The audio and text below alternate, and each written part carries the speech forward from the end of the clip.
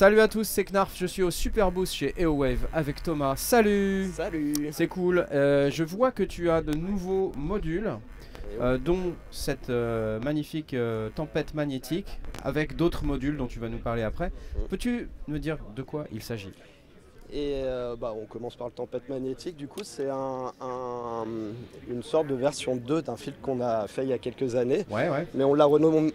Ouais. On l'a renommé parce que on a ajouté plein de choses et en fait, du coup, c'est une base de filtres, 4 filtres multimode 12 dB qui peuvent être mis en série parallèle. On choisit le mode et du coup, je peux vous faire écouter. Bien sûr. C'est parti. Hop. Patch en live. Patch en live, quelque chose. C'est comme les vrais. Ouais, bah, ouais. On fait pas les choses à moitié ici. D'accord. Oula oui.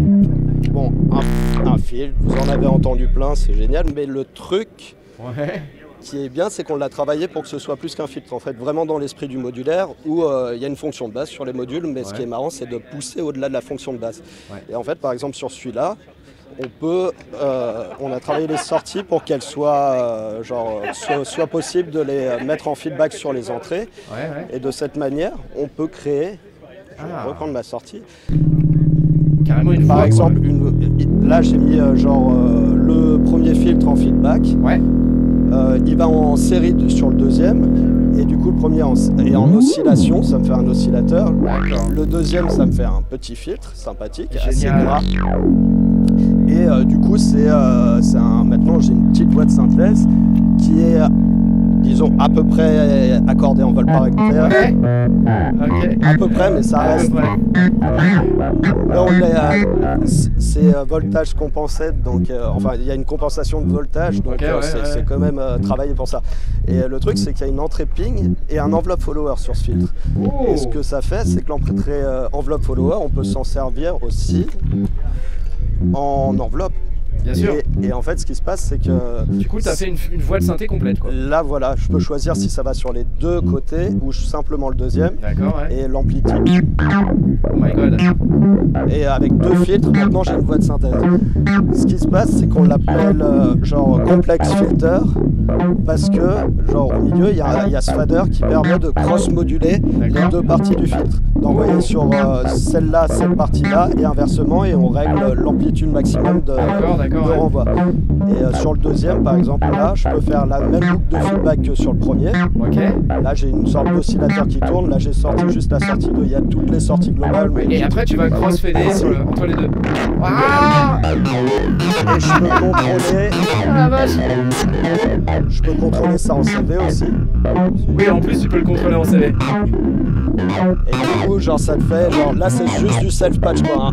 Un CV, un get, et ça reste un filtre. T'as juste ton séquenceur externe qui trigue, qui déclenche. Et un truc pour moduler ça. Il y a aussi du coup, on a un ping input qui est normalisé sur la première entrée. D'accord. Du coup, là, je ping la première entrée, mais vu que la première entrée, elle est aussi normalisée sur l'enveloppe follower, je peux faire par exemple du read following classique.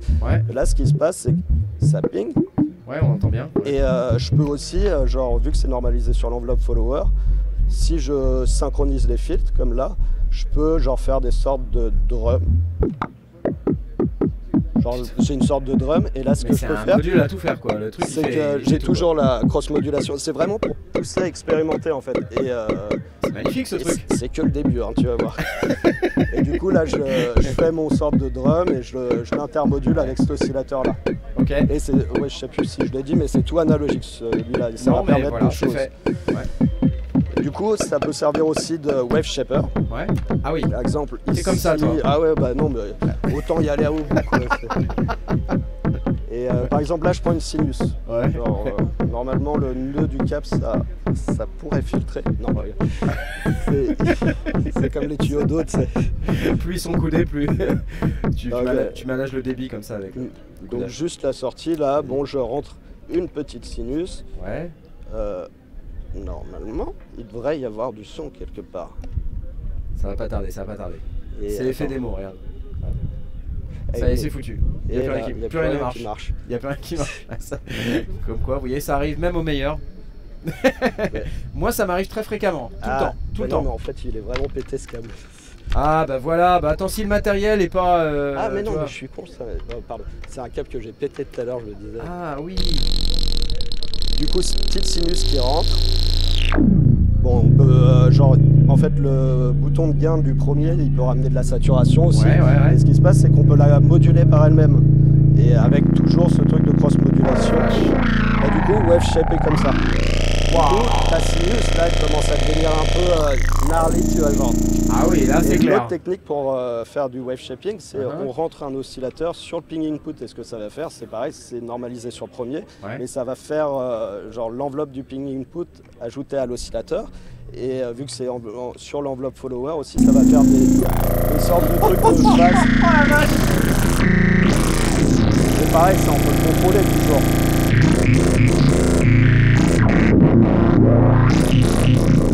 Mais non. Ça peut faire assez de trucs fat, tu vois. Ta sinus, là, elle est bien. Et tu peux toujours refaire, là, comme tout à l'heure aussi, si tu as envie de moduler avec un autre son. Ce que tu fais, c'est que tu refais ton petit oscillateur ici, là, sur cette partie. Oh wow! Là, cet oscillateur, il module ça. Je peux même faire revenir la modulation là.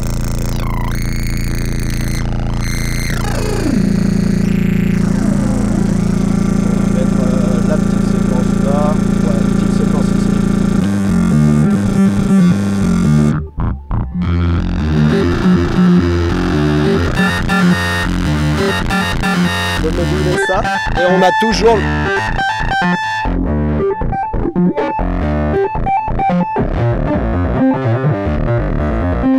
j'ai toujours l'enveloppe follower, du coup je peux toujours m'en servir comme une enveloppe. Oh la vache! Là, oh la vache! Ça commence à être très bien clair. Ok. Ce qui est marrant, c'est aussi, vu que c'est analogique, tu vois, il y a un truc, celui-là par exemple, je peux le faire aller dans les fréquences audio, je peux le faire aller bas, mais la joie de l'analogique, c'est que je peux rentrer des voltages négatifs et faire des sortes de LFO très lents, quoi. Tu vois, je peux vraiment travailler, mon son. C'est ça. Waouh! Voilà pour celui-là, c'est vraiment sympa. Et il y a un petit threshold de l'enveloppe follower pour quand tu traites des rythmes externes pour régler, c'est un petit outil qui te permet de régler genre le threshold, à partir de quand ça va follower. Si tu veux faire, là j'ai pas montré, mais du rythme following ou des choses comme ça, tu vois. C'est sympa aussi quoi. Mais, Et après, on va passer au suivant. Ça devrait être sympa. Tac, tac.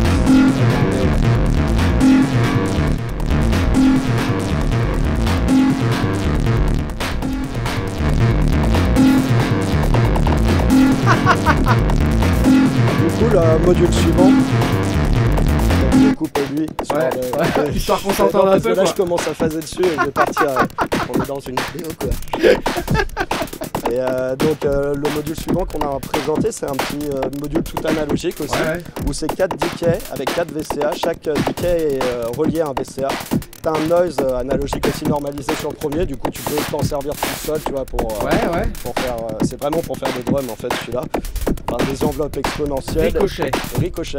Et ça s'appelle ricochet parce que on l'a appelé quad chain decay parce que tu as une particularité. Bon, là c'est pas le meilleur patch pour ça, mais tu peux lier la fin de l'enveloppe decay de chaque enveloppe sur le trick du suivant et du coup faire des enveloppes ratchetées. Pour des claps par exemple.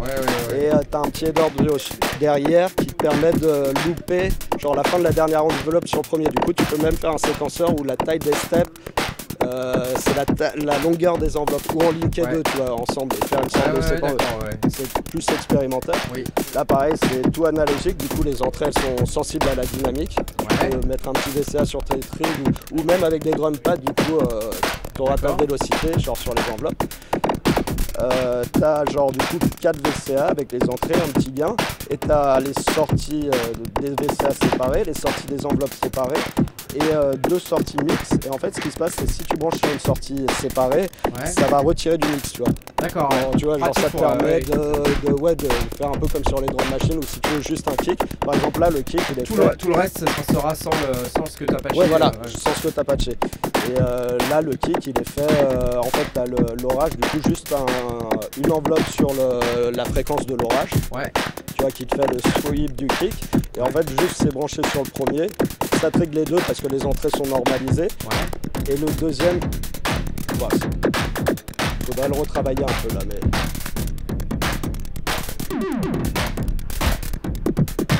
Et du coup, le deuxième Là, trigue, qu'on soit clair, tu as quand même besoin d'un oscillateur pour pouvoir. oui, voilà. Sauf faire le ton shaping de drums, quoi. Ça se fait pas tout seul. Le hi-hat, c'est le noise intégré, quoi. Là, le hi-hat, c'est le noise Ouais, intégré. t'as un noise intégré qui est normalisé si tu Mais branches tout le reste, il faut un. Donc en gros, là, tu rentres quoi? Tu rentres une sawtooth, un truc. J'entre une sinus. Une sinus. J'entre une sinus. Et en fait, je sors une enveloppe pour contrôler la fréquence du sinus. La sinus la rentre dans un des VCA. Et puis tu obtiens ton son et ça, tu fais la durée du sweep pour la fréquence du sinus. Okay. Et ça, c'est le decay. Après, ça passe par un Germania, c'est peut-être un peu bourrin, quoi. Mais après, du coup, tu peux aussi le. Ça, c'est pour la distorsion. Ouais, c'est une distorsion Germania. Du coup, un petit module de drum. Magnifique. Ensuite, on a celui-là qui est un Supamix. Un Supamix. Et celui-là, c'est vraiment. Comme au Supaboost. Vous avez le Supamix. Supamix. C'est Sum Pan Mix. Ça vient de là. Sum Pan Mix, d'accord. Et du coup, lui, c'est un petit mixeur très compact fait pour les statues à la base. Et du coup, il est vraiment tout petit. Et il peut se linker derrière avec une sortie casque. Ouais. Et du coup, c'est un mixeur stéréo avec 2 entrées pan manuel, 2 entrées pan CV, parce qu'on n'a pas besoin de panner forcément tout, mais c'est cool d'avoir du pan. 2 entrées stéréo et du coup 2 sorties stéréo. Cool. Le mixeur, il est, mis à part la gestion des lettres, tout est analogique. Et le truc, c'est qu'il y a 12 VCA du coup, 2 par voix. Et chaque VCA a une petite enveloppe pour en gros vectoriser les entrées, enfin les mutes. Du coup, il n'y a aucun clic. On a vachement travaillé sur ça. Et on a vachement travaillé sur ça parce qu'il y a une fonction qu'on appelle swap dessus qui permet, en fait, il y a 6 modes qu'on peut choisir ici. Et qui permettent de faire de l'automation de mute pour être un peu plus créatif avec le mixeur. Et la première, par exemple, c'est genre si on rentre un get à l'état high, ça va inverser l'état des mutes actuels. D'accord, donc ceux qui sont allumés vont être éteints et inversement. Voilà. La deuxième, c'est si on trig. Ça, c'est bien pour des transitions, par exemple. Bon, sur un LFO, ça n'a peut-être pas beaucoup de sens, mais on peut faire des choses créatives avec ça.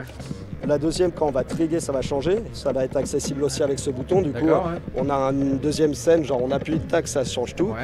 Il y a un compteur binaire, genre où les entrées, on a accès à toutes les entrées en CV, 0 volt tout est fermé, 5 volts tout est ouvert. Et après, entre les deux, toutes les possibilités.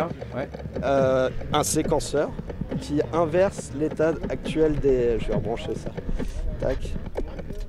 Alors, lui, c'est un truc plus créatif. En fait, à chaque gate, ça passe au pas suivant, et ça inverse l'état du gate. C'est séquenceur super, mais pour être un peu créatif.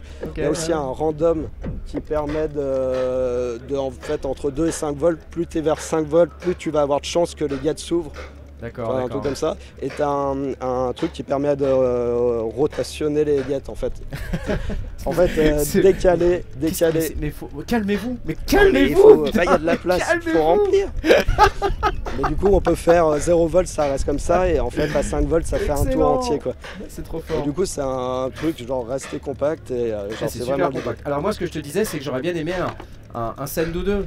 Oui, ça, ensuite, je peux pas trop teaser sur des choses qui vont venir, mais... Ça va être un module extensible. Peut-être pas ce module, mais il y a peut-être autre chose sur lequel on commence à travailler, mais c'est loin dans le temps. Mais oui, c'est extensible, mais...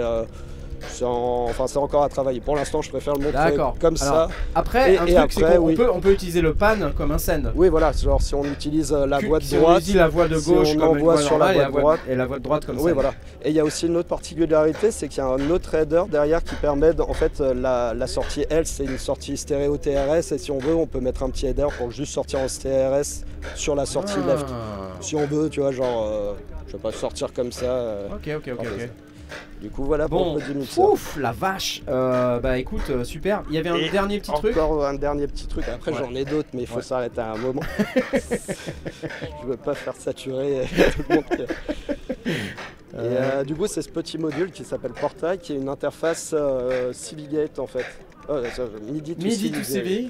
Et avec de l'USB-C, du MIDI TRS très compact qu'on va essayer de faire le moins cher possible. Je zoome, non. USB-C, MIDI TRS, du coup, 8 sorties CV Gate. Ouais, 8 gates ou 16 gates, ou on travaille sur un configurateur simple accessible dessus et un autre configurateur sur ordi, quoi, sur un web configurateur. C'est clair. Il y aura des presets user, des presets genre de machine. C'est possible que ce soit possible d'en linker plusieurs et du coup ça va être un truc très compact pour les systèmes comme ça. Par exemple, quand on peut brancher un téléphone, une MPC One. C'est excellent, utilitaire pratique. Magnifique. Combien ça coûte tout ce beau monde-là? Alors il y en a qui sont encore en calcul, mais celui-là, le Tempête, lui il est en production. Il est en prod, en gros, quand je rentre, j'assemble, je calibre. Ouais. Mais il va être bientôt. Ça coûte 350 avec la TVA. D'accord, ouais. Pour les possibilités, c'est quand même bien. Non, c'est bien, franchement. Celui-là, le Ricochet, j'ai encore à calculer le coût de fabrication. Il va être en prod là aussi bientôt. Il est à peu près fini, juste des détails de faceplate et des choses comme ça. Mais il va être aux alentours peut-être de 250, entre je pense 230 et 250 avec la TVA. Ouais. Ce qui est accessible également. Oui. Le mixeur, il va probablement être pareil, je dois recalculer, mais aux alentours de 250. D'accord, ouais, d'accord. Le headphone, ça j'en sais rien, mais ça va être moins de 100 balles. Il y a celui-là dont on n'a pas parlé, mais la sortie headphone. Ouais, petit headphone. Bah, en fait, là, elle est branchée derrière. T'as un header pour le brancher derrière. D'accord, ok. C'est branché. Et sinon, tu l'utilises. T'as Phone Out Line.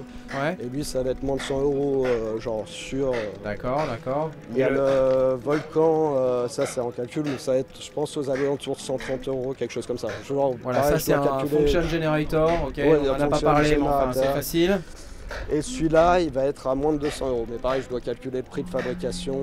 Et puis celui-là, on travaille sur le configurateur. Du coup, le hardware est prêt en fait, mais on va commencer avec un configurateur simple et puis ensuite agrémenter.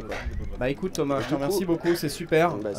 C'est cool de merci, excellente démo et vraiment très intéressante, qui nous donne vraiment un bel aperçu de toutes les possibilités de ces merveilleux modules. C'était Airwave, le Superboost 2023. Salut, bon Superboost à toi, ciao. Merci à toi aussi.